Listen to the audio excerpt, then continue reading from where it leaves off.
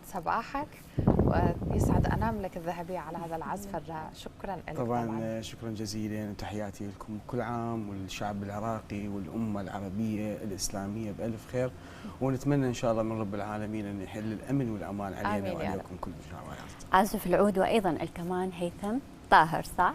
يسعد صباحك وكل عام وانت بألف خير، يا رب ينعاد عليك بالصحة والعافية. تسلمين. خليني شوية أبلش وياك، اليوم بدنا نلاحظ احنا العود وأيضا آلة العود وأيضا الكمان، شلون دمجت بيناتهم؟ والله هي إذا نريد نجي يعني مثلا كبداية، هي أول آلة اللي عزفت عليها طيب هي آلة العود. نعم. وزامنتني على مدار 23 سنة ما شاء الله. يعني عمر أنا طيب. آلة العود. فاعتبر آلة العود هي باكورة أعمالي أو باكورة آلة أول آلة موسيقية زمتها الحبيبة هي يعني. أكيد يعني حتى المدللة عندي. حلو، منو اللي يعني بصراحة يطلع إحساس أكثر؟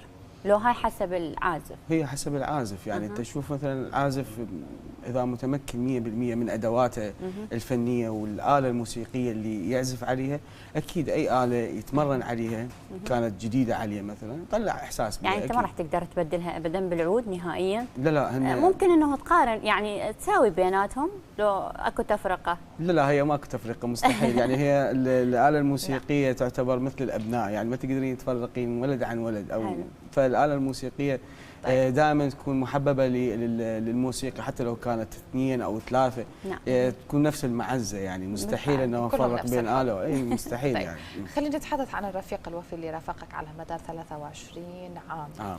ابدعت به من اول مسيره والى غايه الان تبدع به، شاركت بمهرجانات وامسيات وحفلات في العراق او خارج العراق؟ اكيد يعني احنا الامسيات موجوده، الامسيات اللي طيب. ببغداد ومهرجانات دوليه اكو موجود اكيد. يعني دائما حتى في المحافل الدوليه يعني آلة العود، خصوصا آلة العود العراقيه والعازف العراقي ابدع مميز حتى يعني الانغام الموسيقيه العراقيه. فشاركت اكيد بعده مهرجانات دوليه ومهرجانات داخل العراق، خصوصا يعني مثلا اهوار اللي صارت لما نحطوها على اليونسكو. وعندنا احنا مثلا مهرجان بغداد دار السلام. فالمهرجانات الدوليه والمهرجانات المحليه اللي داخل العراق شاركنا بها وحصدنا جوائز والحمد لله. هذه الاوتار شنو عزفت للعراق؟ عزفت اجمل الالحان. نسمعها احنا. تمام. دائما طبعا بالامسيات والمهرجانات يطلبون من عندنا الاغاني التراثيه، لان هي تراث العراق. طبعا اكيد تمثل تراث العراق. تمام.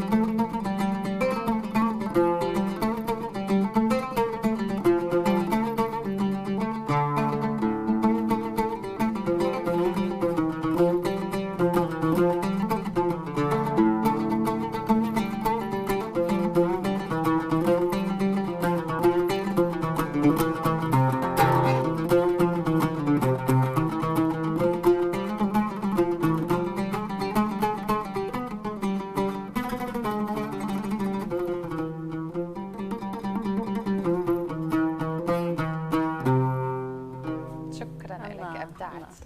طيب احنا تحدثنا اليوم عن آلة العود. رافقتك 23 سنة مثل ما انت تفضلت حضرتك. طيب وبعدين رافقتك آلة الكمان، شنو اضافت لك؟ آلة الكمان يعني آلة عن آلة تختلف بإحساسها، بتكنيكها، بتطورها للعازف. طيب فآلة الكمان أنا حسيتها يعني قريبة إلى روحي أكثر يعني فد إحساس بها راقي جدا. هاي مدللة أيضا. يعني تعتبر أنه هي حديثة الولادة لأن ما صار لها كم سنة، 10 سنوات. طيب أنت قلت أنا ما أفرق بيناتهم، لكن احنا لاحظنا أنت فرقت، هسه عزفت لنا اثنين هنا مو أنا بعد وحدة هناك. آلة العود يعني طيب. مثل شيء احنا متعودين عليه. بالضبط. يعني هاي آلتنا يعني تراثنا. صح. اعتبرها حضاره يعني. نعم. آلة العود مو مجرد انه هي مجرد خشبه صحيح. او اوتار يعني شيء عادي، لا. نعم. هاي حضاره بالفعل. باقي الدول الآلة يعني مثلا هسه تروحين الدول الغربيه آلة السكسفون وآلة الجيتار لها صراحه حضاري، تلقين لها يمتازون بها. اكيد تلقين لها تماثيل.